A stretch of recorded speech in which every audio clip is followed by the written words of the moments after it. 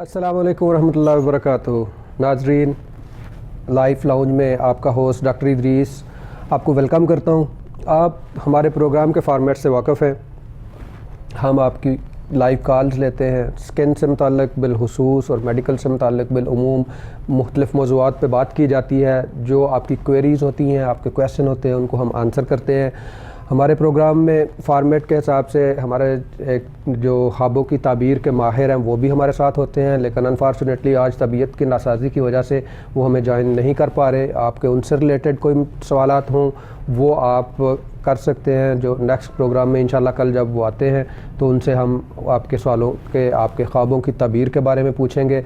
और एक हम गेस्ट लेके आते हैं अपनी मेडिकल फील्ड से या किस ज़िंदगी के किसी भी शोबे से, क्योंकि लाइफ लाउंज आपके अपने लाउंज की बात है कि आप लाउंज में बैठ के जो बातें अपने बच्चों से, अपनी नेक्स्ट जनरेशन से डिस्कस करना चाहते हैं वही बातें हम डिस्कस करते हैं। तो आज इस सिलसिले में मेडिकल फील्ड से हमारे जो आज के गेस्ट हैं उनकी सिलेक्शन हमने की है। ये आर्थोपेडिक सर्जन है, कंसल्टेंट आर्थोपेडिक सर्जन है जनाब डॉक्टर जवादुल हक साहब। अस्सलाम वालेकुम रहमतुल्लाह डॉक्टर साहब। वालेकुम सलाम। कैसे हैं डॉक्टर साहब? अल्हम्दुलिल्लाह अल्हम्दुलिल्लाह रब्बिल आलमीन। डॉक्टर साहब, आज हमारे प्रोग्राम के हिसाब से डॉक्टर साहब के साथ मिल के हम बहुत सारी बातें करेंगे। कोशिश मेरी ये होगी कि बोन हेल्थ, हड्डियों की जो मजबूती है और हड्डियों की सेहत के लिए कौन कौन से अवामल हैं जो घर में बैठ के हम जिनका ख्याल रखें तो हमारी हड्डियां बेहतर और मजबूत हो सकती हैं। और वो हड्डियां जिन्होंने बुढ़ापे में भी हमारा साथ देना होता है, और बुढ़ापे में आपको पता है सबसे पहला प्रॉब्लम और सबसे मुश्किल प्रॉब्लम जो है वो हड्डियों ही का होता है।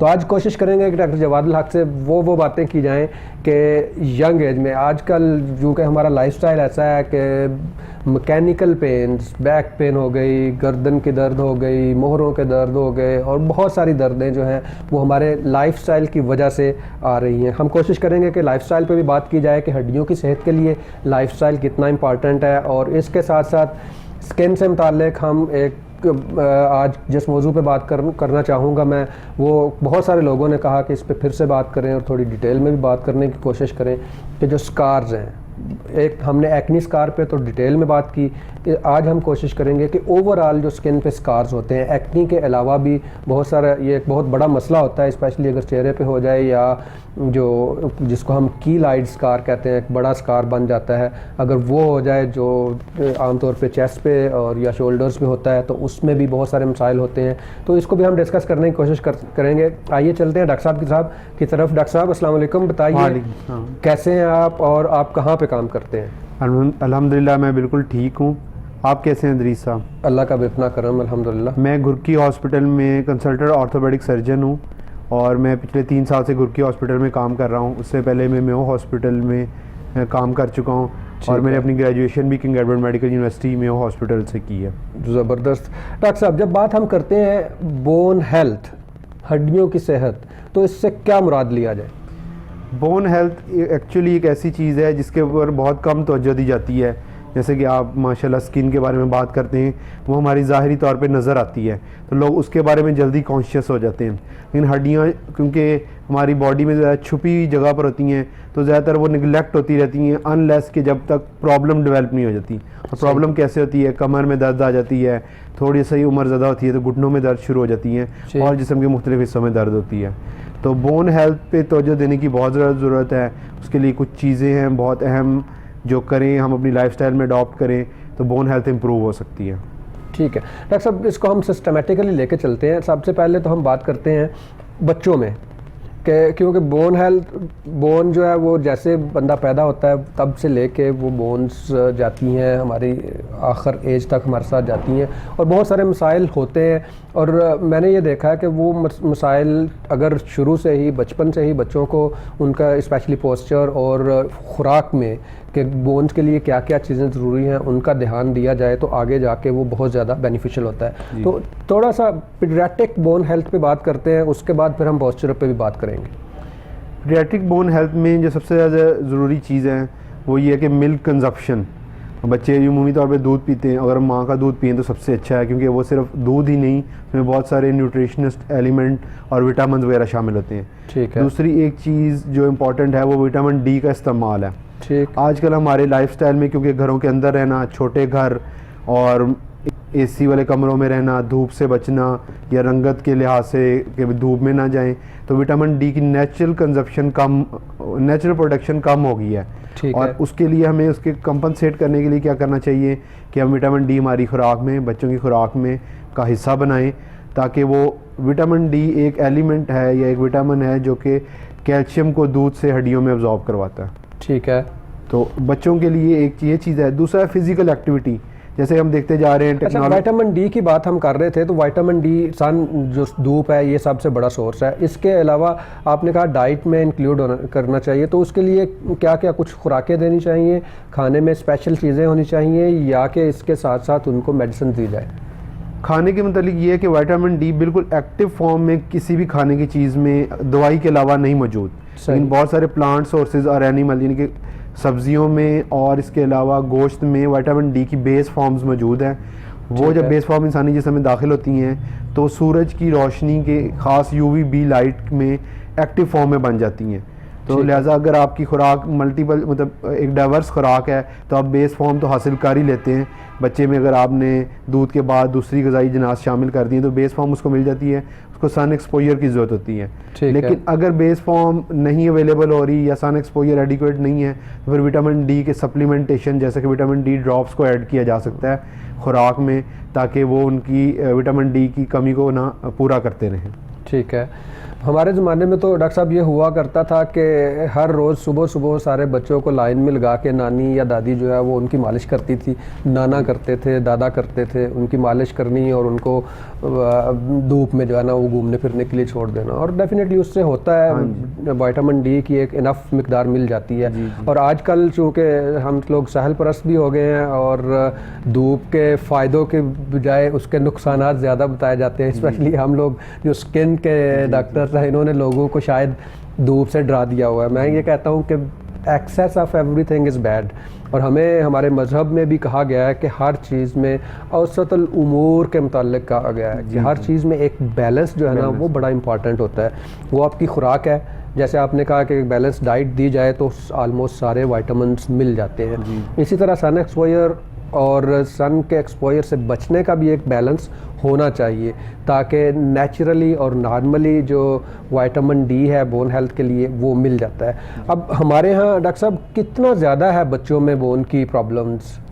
बच्चों में बोन की प्रॉब्लम्स बहुत ज़्यादा है। जैसे कि बच्चों में बोन की या विटामिन डी की डेफिशिएंसी सबसे पहले रिकेट्स की फॉर्म में नज़र आती है। ठीक है। इसमें हड्डियों का टेढ़ापन है, जोड़ों के करीब हड्डियों का फैल जाना, सूज जाना या चौड़ी हो जाना है। ठीक और इसके साथ बहुत सारे मसाइल हैं जो कि जिस तरह उम्र बढ़ती जाती है वो टेढ़ापन पुख्ता हो जाता है और बाद में वो ऑपरेशंस की तरफ जाता है। तो ये जैसा कि अमूमी तौर पर सोचा जाता है ना, शायद ये बहुत कम है, ये मसला बहुत ज़्यादा है। बहुत सारे बच्चे इन बीमारियों से में मुब्तला हैं, इन बीमारियों से सफ़र कर रहे हैं, और ये बहुत सिंपल है कि उनको एक विटामिन डी अगर ऐड कर दिया जाता या उनकी खुराक बैलेंस रख के सूरज की रोशनी में बिठाया जाता तो इतनी बड़ी चीज़ों से, इतनी बड़ी बीमारी से बच जाते, ऑपरेशन से बच जाते। सही, बहुत कॉमन सिंपल चीज़ें हैं जिनको हम करके तो बहुत सारे मसाइल से बच सकते हैं। नाज़रीन, आप हमारी बातचीत जारी है, आप हमें लाइव कॉल करके हमारे प्रोग्राम में लाउंज का हिस्सा बन सकते हैं।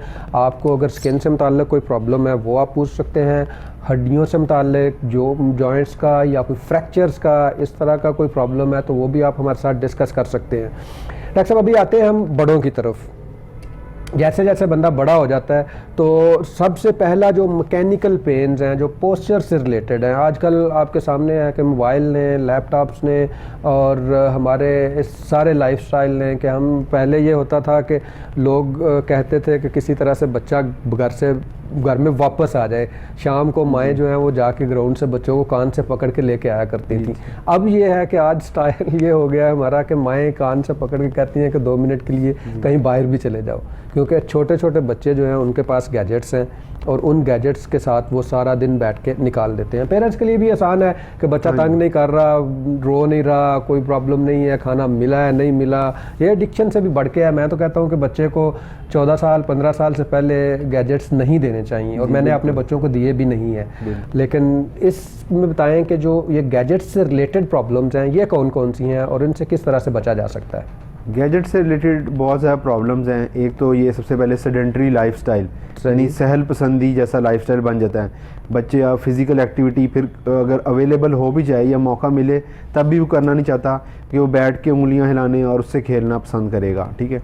दूसरा ये कि वो स्क्रीन की इंटरटेनमेंट थोड़ी ज़्यादा होती है, दूसरी खेल में ज़रा भाग दौड़ करनी पड़ती है, तो उसकी क्योंकि जिस्म इतना आदी नहीं होता, वो थक जाता है, तो वो सहल पसंदी का हो जाता है। दूसरा ये कि गैजेट्स को यूज़ करने के लिए यूजुअली अमूमी तौर पे बड़ा झुक के बैठना पड़ता है या ऐसा पोस्चर अपनाना पड़ता है जो कि हमारी गर्दन के पट्ठों, कमर के पट्ठों को नुकसान देता है और मोरों की तकलीफ़ का बायस बनता है। जब मुसलसल गैजेट्स यूज़ करते रहते हैं नौजवान, तो वो एक झुकी हुई कमर के साथ बैठे रहते हैं, जिससे बाद में उनको कमर दर्द के मसले दरपेश होते हैं। हम बहुत हैरान होते हैं कि 18 साल या 20 साल की उम्र में ही लोग कमर दर्द में मुब्तला हो जाते हैं, जो कि अमूमी तौर पे ये बीमारियां 40-45 साल के बाद देखी जाती थी। वही ना, मैं तो कहता हूँ ज़माना जो है वो फास्ट होता जा रहा है, दौर फास्ट आता जा रहा है। एक्चुअली फास्ट होने का मतलब ये होना चाहिए था कि हम पॉजिटिव की तरफ से थोड़ा सा फास्ट होते, थोड़ा सा रिसर्च की तरफ जाते, कोई प्रोग्रेस करने की तरफ जाते। अनफॉर्चुनेटली हमने वो पॉजिटिव को छोड़ के नेगेटिव की तरफ जाना शुरू कर दिया है। आप देखेंगे कि वो बीमारियां जो कभी सोचा सुना भी नहीं होता था कि ये बीमारी 40-50 से पहले किसी को होती होगी, 8-8, 10-10, 20-20 साल के यंग बच्चों में जो है वो बीमारियां होती हैं। अच्छा, अब आते हैं थोड़ा सा कि बच्चों में तो हमने डिस्कस कर लिया, बड़ों में जो है एक तो बोन हेल्थ के लिए क्या क्या खाया जाए, कौन कौन सी चीज़ें उनके लिए बेहतर है। जैसे कहा जाता है कि आपकी डाइट में ड्राई फ्रूट्स या नट्स का होना बहुत ज़्यादा ज़रूरी है, और ये बहुत एक निगलेक्टेड सी चीज़ है कि आम रूटीन में मिल जाती हैं। मैं ये नहीं कहता कि आप बहुत महंगे ड्राई फ्रूट्स लें, आप रूटीन में जो एवरेज प्राइस में होते हैं वो भी लें। बोन हेल्थ के लिए ये कितना ज़रूरी है, खाने में क्या क्या होना चाहिए? बोन हेल्थ के लिए एक थोड़ी सी बात मैं आपकी एक्सटेंड करना चाहूँगा कि 30 ईयर्स वो एज होती है जब तक हमारी बोन बिल्डिंग फेज़ तक जा रही थी, और 30 साल बाद हमारी बोन बिल्डिंग मतलब और ग्रो नहीं करती और कंस्ट्रक्ट नहीं होती। उसके बाद ना थोड़ा वो मतलब डाउनफॉल जाता है, यानी कि ग्रेजुअली डिस्ट्रॉय या वीक होती जाती है। डॉक्टर साहब, यहीं से आगे बढ़ते हैं, हमारे साथ एक कॉलर है काफ़ी देर से, आइए उनसे पूछते हैं कि वो क्या पूछना चाह रहे हैं। अस्सलाम वालेकुम। अस्सलाम वालेकुम। वालेकुम सलाम सर। जी, कौन साहब बोल रहे हैं और कहाँ से बोल रहे हैं? सर मैं डेरा गाजी खान से बोल रहा हूँ, फारूक अहमद मेरा नाम है, ब्लॉक है। जी फारूक भाई, वेलकम। जी सर, अब ये है कि मेरा बेटा 8वें साल में हो चुका है, 1.5 साल का था, तो उसका जब डिलीवरी के दौरान जो है इसका हराम मर्ज बाहर निकल गया था। अच्छा। तो ये मतलब कि जब रो बहुत रहा था, तो हमारे लिए काफ़ी मतलब के सोच पे से आते कि ये क्या निकल गया, इतनी बच्चे पैदा हुए हमारे, बाकी बच्चे और सब थे, तो वो बच्चे का अनमोल था। तो हम डॉक्टर साहब के पास गए, तो उन्होंने कहते ये ग्रोथ करेगा तो 5-6 साल का तो बड़ा हो गया, तो ये अंदर हो जाएगा। लेकिन जब हम तान लेकर गए तो वो डॉक्टर बहुत हमसे वो नाराज हुए कि ये तो पूरी ऑपरेट के बाद इसका वो अपना पूरी डिलीवरी के बाद ऑपरेट होना चाहिए था। अच्छा। तो जख्म वगैरह नहीं था सर, ये जैसे वो होता है जिस्म का हिस्सा, एक अनोखा था हमारे लिए। तो वो सर ये चीज थी कि अब ऑपरेट के दौरान बच्चे का पेट तो हो गया, ठीक है, तो उसके लिए सर बहुत ही मसला ये हो चुका है कि अब बच्चे का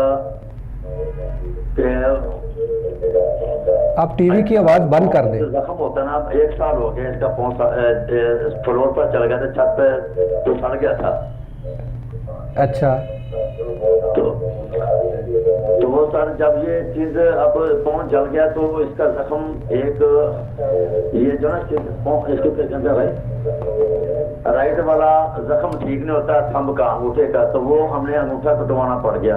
अब जो सजे पांव का जो जख्म है, अच्छा, आपका सवाल ये है कि आप ये पूछना चाह रहे हैं कि ये जख्म ठीक नहीं हो रहे, ये प्रॉब्लम होती है। तो इसके लिए मैं मायूस हो चुका हूँ कि मैं आप मायूस नहीं हो, अल्लाह ताला के घर से मायूसी नाउमीदी नहीं होनी चाहिए। हम आपका डॉक्टर साहब से बातें और इसका आंसर देते हैं। आप नाजरीन, एक ब्रेक का वक्त हुआ चाहता है, ब्रेक के बाद इस क्वेश्चन को हम आंसर भी करेंगे और बात को यहीं से आगे बढ़ाएंगे कि बोन हेल्थ के लिए क्या क्या डाइट्स और क्या क्या खाना चाहिए।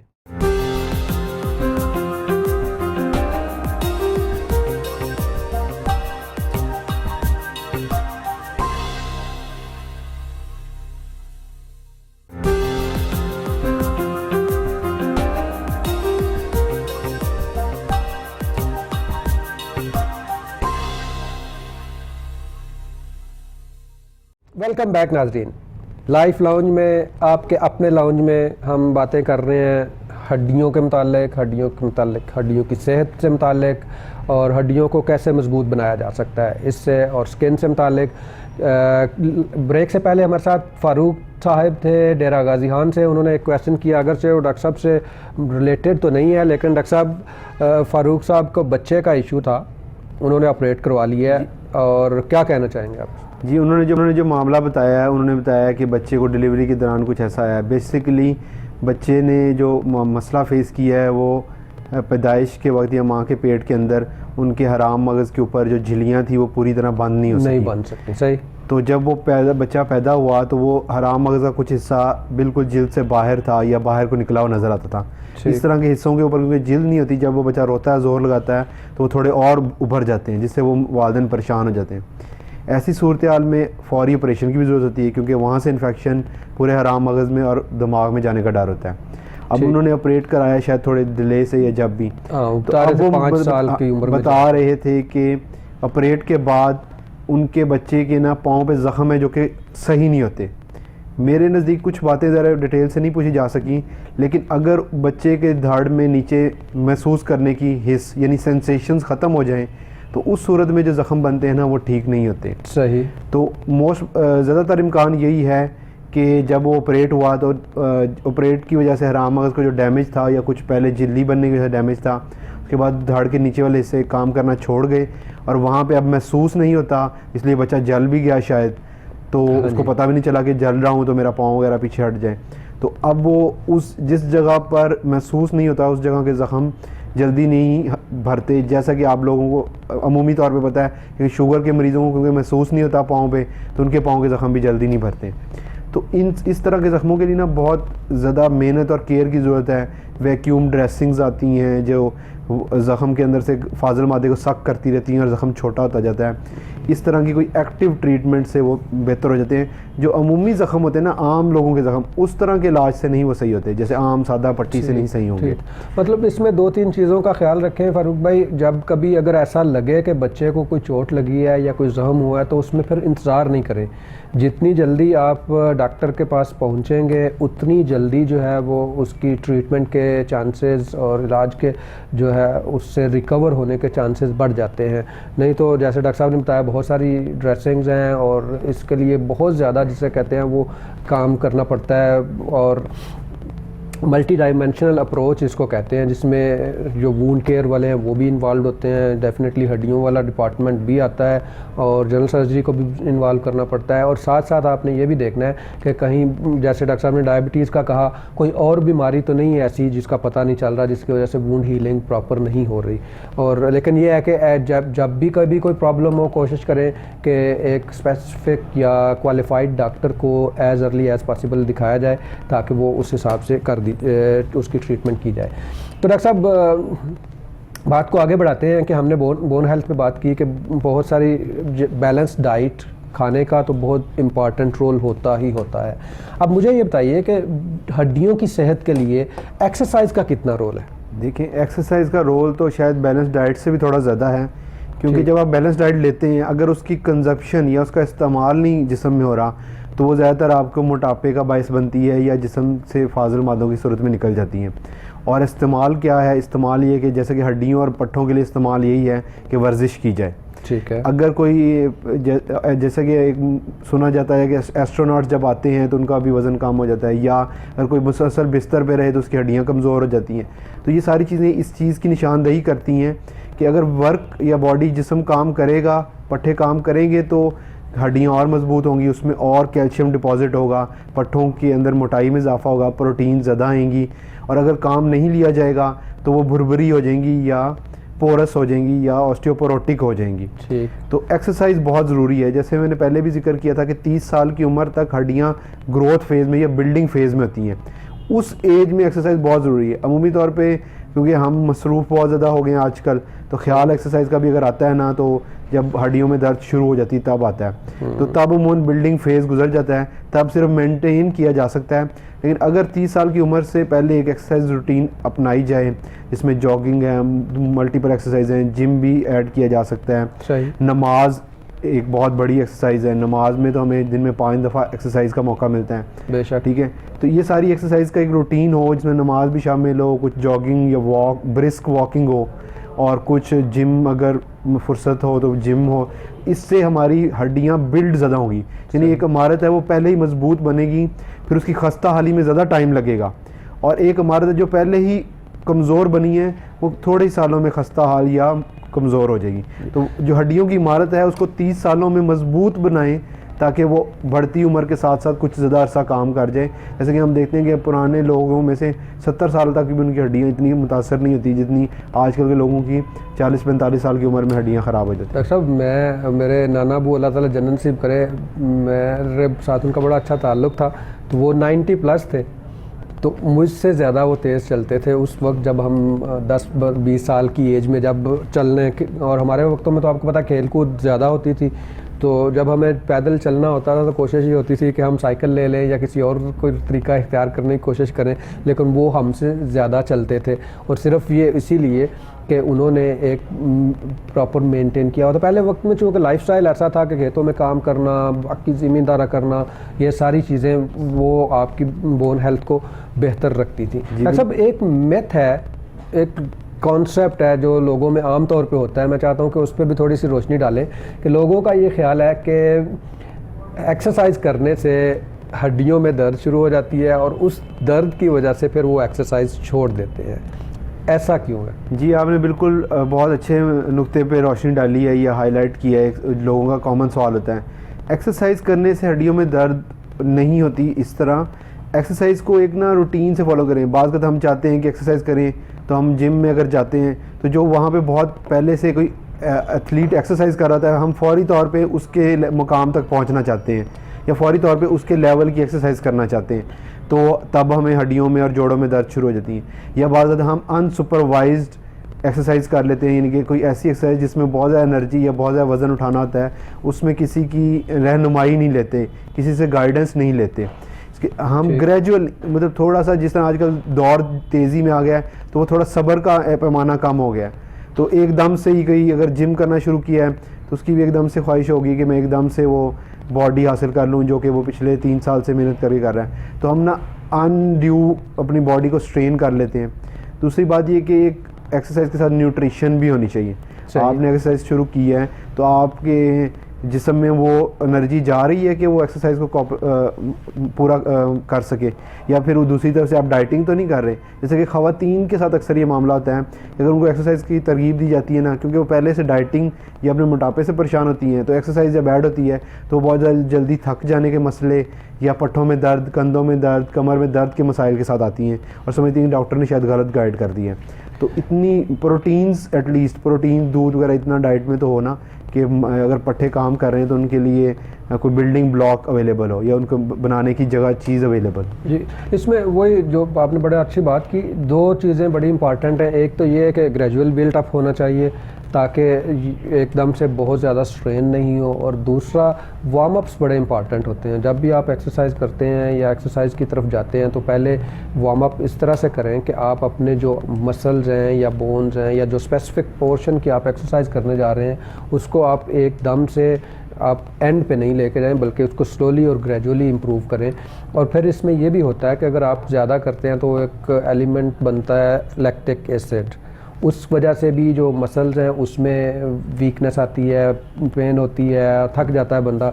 तो अगर वहाँ वो बड़ा इम्पॉर्टेंट सा एक सेगमेंट होता है शुरू में, अगर पहले 2-3 दिन में आपको वो लैक्टिक एसिड डेवलप हो रहा है तो उसने ख़त्म होना ही होना है। अगर आप वहाँ पे एक्सरसाइज छोड़ देते हैं तो फिर प्रॉब्लम्स बढ़ते जाते हैं। तो अगर आप उसको ग्रेजुअली लेके जाएं आगे और साथ साथ बढ़ाते जाएं, और डेफिनेटली चूँकि वही फास्ट दौर की वजह से हर चीज़ अब जो है वो स्पेशलाइज्ड होती जा रही है हर चीज़ में। इसी तरह से जो एक्सरसाइज के माहिरीन हैं वो एक अलग से तरीका बताते हैं और कोशिश की जाए कि किसी माहिर से ही उसकी अंडर सुपरविजन ही किया जाए।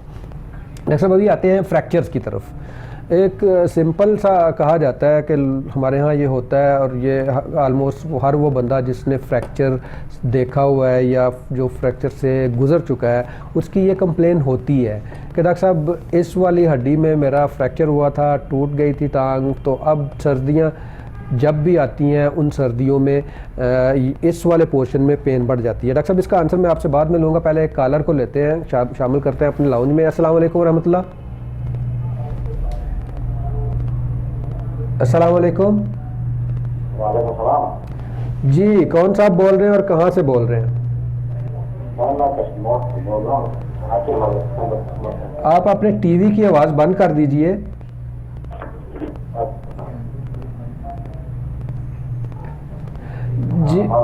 जी, क्या नाम बताया आपने भाई?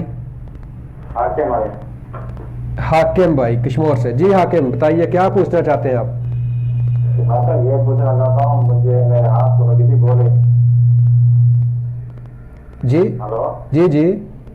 मेरे हाथ को गोली लगी थी, वो डॉक्टर मुझे जवाब दे रहे ना, कहता कि भाई मसला तो बात ठीक है, हाथी में छुट्टी है वो ठीक नहीं हो रही, तो ऐसे डॉक्टर पूछा हुआ है। आपकी आवाज़ क्लियर नहीं आ रही, दोबारा कॉल कीजिए प्लीज़, दोबारा कॉल करें, आपकी आवाज़ सही से समझ नहीं आ रही। जी नाज़रीन, अभी हम एक ब्रेक लेते हैं और ब्रेक के बाद आके हम इस मौज़ू पे जो बात हमने शुरू की थी कि बोन के फ्रैक्चर के बाद सर्दियों में स्पेशली उस जगह पे दर्द जो है वो बढ़ जाती है, उसकी क्या क्या रीज़न्स हो सकती हैं और उसको किस तरह से अवॉइड किया जा सकता है और ट्रीट कैसे किया जा सकता है। ब्रेक के बाद यहीं से हम बात को आगे बढ़ाएंगे। मिलते हैं एक ब्रेक के बाद।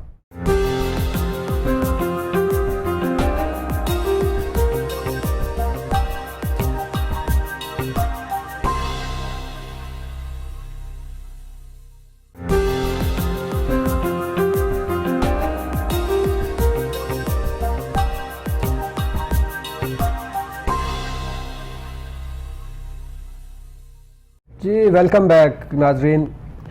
लाइफ लाउंज में आप कॉल करके अपने क्वेश्चंस पूछ सकते हैं। मेरे साथ हैं डॉक्टर जवादुल हक साहब, ये आर्थोपेडिक सर्जन है, और मैं स्किन से मुतालिक, आज हमने स्किन से मुतालिक उतनी ज़्यादा बात की नहीं है, लेकिन मैं चाह रहा था कि ज़्यादा से ज़्यादा बात की जाए। हमारे साथ एक कॉलर हैं, कॉलर लेते हैं और देखते हैं कि वो क्या पूछना चाहते हैं।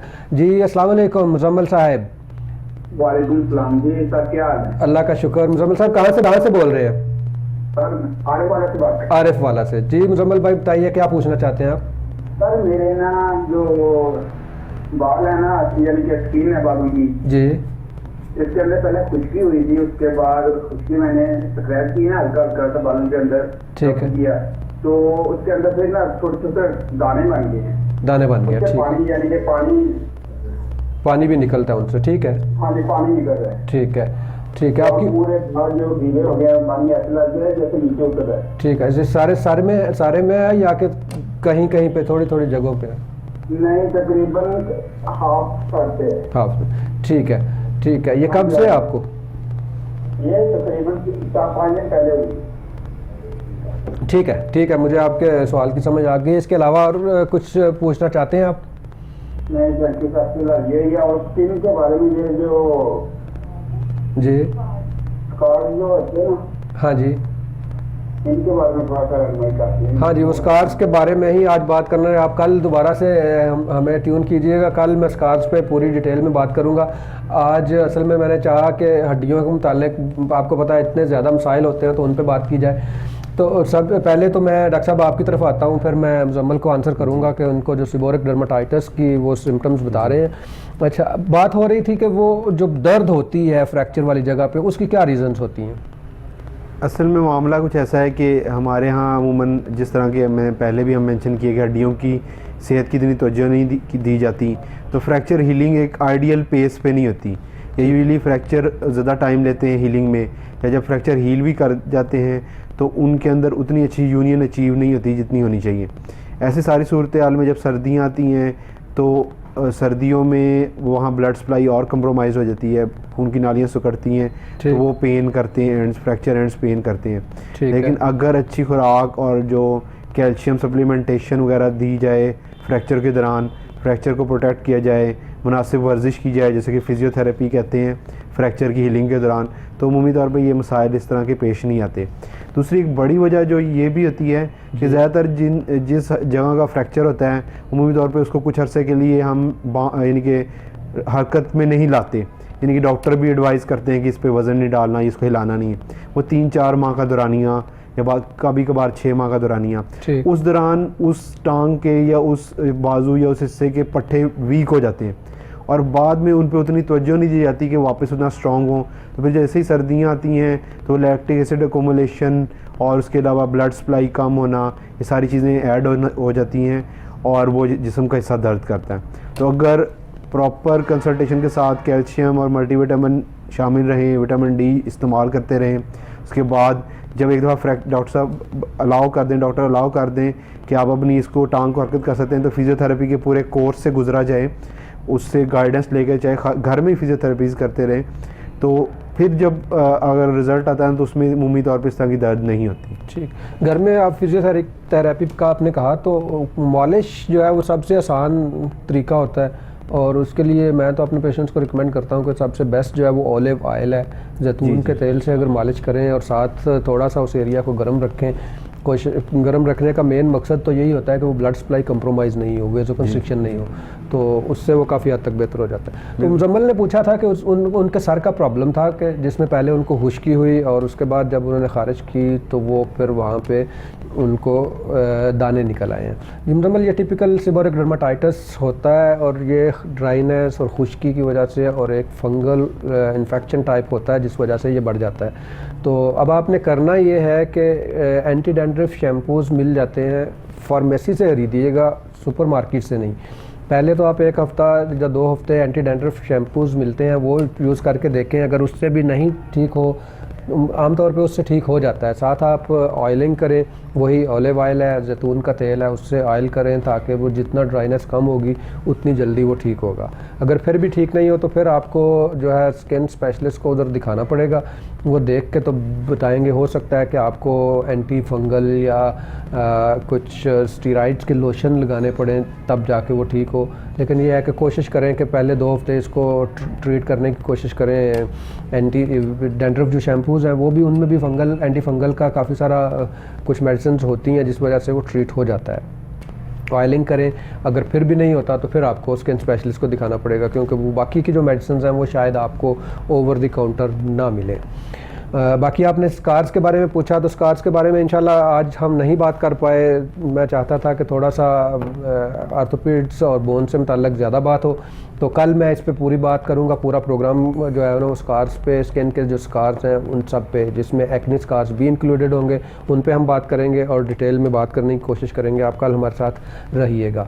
डॉक्टर साहब, थोड़ा सा हड्डियों के कैंसर्स की तरफ आते हैं कि हड्डियों के कैंसर्स कौन कौन से हैं और इनकी सिम्टम्स क्या है, किस तरह की अगर दर्द हो या कोई प्रॉब्लम हो तो उसमें डॉक्टर के पास जाना कितना अर्ली जो है वो कितना ज़रूरी है।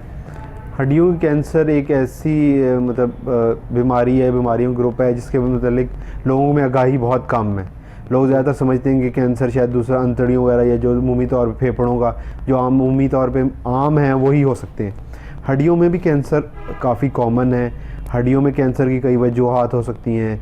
कुछ पैदाइशी तौर पे जिस्म में ख़राबियाँ रह जाती हैं जिसे सिस्ट वगैरह कहते हैं, उनसे बाद में कैंसर बन जाते हैं। कुछ शौं और तापकारी के असरात, इस तरह की चीज़ें या केमिकल के इस्तेमाल से भी बन सकते हैं। हम उनकी वजूहात में ना जाएं, लेकिन अलामात पे ज़्यादा देखें तो अलामात में अगर किसी हड्डी में दर्द है और उसके साथ दर्द के साथ कुछ स्वेलिंग यानी कि कुछ सूजन बन गई है जो कि कोई चोट लगे बगैर है, तो ये एक बहुत ज़्यादा अलार्मिंग सूरत हाल है। इस सूरत में सबसे ज़्यादा कि आप कैंसर स्पेशलिस्ट के पास जाना ना चाहें लेकिन आप एक सिंपल आर्थोपेडिक सर्जन को दिखाएं, वो आपको एक्सरे तजवीज़ करेगा और उस एक्सरे पे बुनियादी अलामात या बुनियादी निशानियां नज़र आ जाएंगी जिससे कुछ पता चलेगा कि कैंसर जैसा कोई मामला तो नहीं है। इस तरह बात का लोग बहुत ज़्यादा अरसे तक हड्डियों की सोजिश को कहते रहते हैं, यहाँ पानी इकट्ठा हो गया, ये ऐसे हो गया, उस पर तवज्जो नहीं देते। ठीक है। फिर इसके अलावा एक और बहुत बड़ी निशानी कैंसर की ये है कि किसी हड्डी का टूट जाना जो कि उतनी फोर्स नहीं लगी, मतलब चलते हुए ही टूट गई, हाथ रखा किसी चीज़ पे टूट गई, किसी को धक्का लगाने लगे किसी कुर्सी मेज़ को तो बाजू की हड्डी टूट गई। तो ऐसे अमूमी तौर पे नहीं होता। ये इस चीज़ की लामत है कि जहाँ से हड्डी टूटी है वहाँ पे कुछ मामला अच्छा नहीं था या वहाँ हड्डी किसी चीज़ से कमज़ोर हुई थी और उस कमज़ोरी में एक चीज़ कैंसर भी हो सकती है। यानी कि एक आदमी अगर बताए कि मैं चलता जा रहा था, सीढ़ियाँ उतर रहा था, 2 स्टेप इकट्ठे उतर गया तो मेरी हड्डी टूट गई, जी। ये ऐसा मामला नहीं। एक तो होता है ना गिर जाना, एक होता है कि 2-3 स्टेप इकट्ठे उतर गया तो मेरी एक हड्डी टूट गई। तो इसका मतलब है कि वहाँ पे डॉक्टर को भी और मरीज़ को भी शक करना चाहिए कि जहाँ से हड्डी टूटी है वहाँ से हड्डी क्या कैंसर ने खा तो नहीं ली थी कि वो इतनी कमज़ोर होगी कि ज़रा सा झटका लगा और टूट गई। तो ये इस तरह की चीज़ों के बारे में अलर्ट रहें, और हड्डियों में दर्द और सोजन इकट्ठी हो तो फौरी एक्सरे के लिए जाएं और ऑर्थोपेडिक सर्जन को दिखाएं। वो आगे ऑर्थोपेडिक कैंसर स्पेशलिस्ट या हड्डियों के कैंसर स्पेशलिस्ट को भेज देगा, तो फिर आगे जल्दी तशखीस से हड्डियों के कैंसर का बहुत अच्छा इलाज मुमकिन है। और जैसे ही तशखीस में कोताही हो तो वो हड्डियों के कैंसर अमूमी तौर पे इर्द गिर्द खून की नालियों और नर्व्स को जकड़ लेता है, फिर वो अमूमी तौर पे टांग काटना, बाजू काटना। मतलब ये है कि अगर कोई ऐसी सिम्टम आपको हो जो आपको लगे कि ये नहीं होनी चाहिए थी और इंजरी या जो ट्रॉमा है वो इतना सीवियर नहीं है लेकिन इंजरी ज़्यादा है, तो उस सूरत में डॉक्टर के पास आप अर्ली जाएं। आज के प्रोग्राम में हमने डॉक्टर जवादुल हक जो कि ऑर्थोपेडिक स्पेशलिस्ट हैं, सर्जन हैं, उनके साथ हड्डियों की सेहत के बारे में बात की। नाजरीन, डॉक्टर साहब ने बड़ी अच्छी बात की कि जहाँ पे हमें अपनी बोन हेल्थ के लिए खुराक के साथ साथ एक्सरसाइज बहुत इम्पॉर्टेंट है, और नमाज के का जिक्र उन्होंने किया। बिल्कुल, नमाज एक ऐसी एक्सरसाइज है जो एक मुकम्मल पूरी की पूरी हमारे जिस्म के लिए सर से लेकर पाँव तक एक एक पोर्शन के लिए पूरी मुकम्मल एक्सरसाइज है। अगर हम नमाज की पाबंदी करें तो आई कैन गारंटी, मैं ये दावे से कह सकता हूँ कि आपकी आधे से ज़्यादा बीमारियाँ आपकी उससे सॉल्व भी हो जाती हैं, ट्रीट भी हो जाती हैं और आप उनसे बच भी सकते हैं। जिसमें सबसे जो छोटी बीमारियां हैं वो नफ्सियाती प्रॉब्लम्स हैं, और बाकी हड्डियां हो गई या दूसरी हो गई। और साथ जो दूसरी चीज़ जिसके बारे में हमारा मज़हब आका करीम सल्लल्लाहु अलैहि वसल्लम ने बहुत ज़ोर दिया था इस पे कि औसतुल उमूर की तरफ जाएँ, म्याना रवी इख्तियार करें। ये म्याना रवी सिर्फ़ और सिर्फ अखराजात और इनकम में नहीं है, हर शोबे में, हर मामले में म्याना रवी का हुक्म दिया गया है। आप खा क्या रहे हैं उसके लिए म्याना रवी बहुत ज़्यादा ज़रूरी है।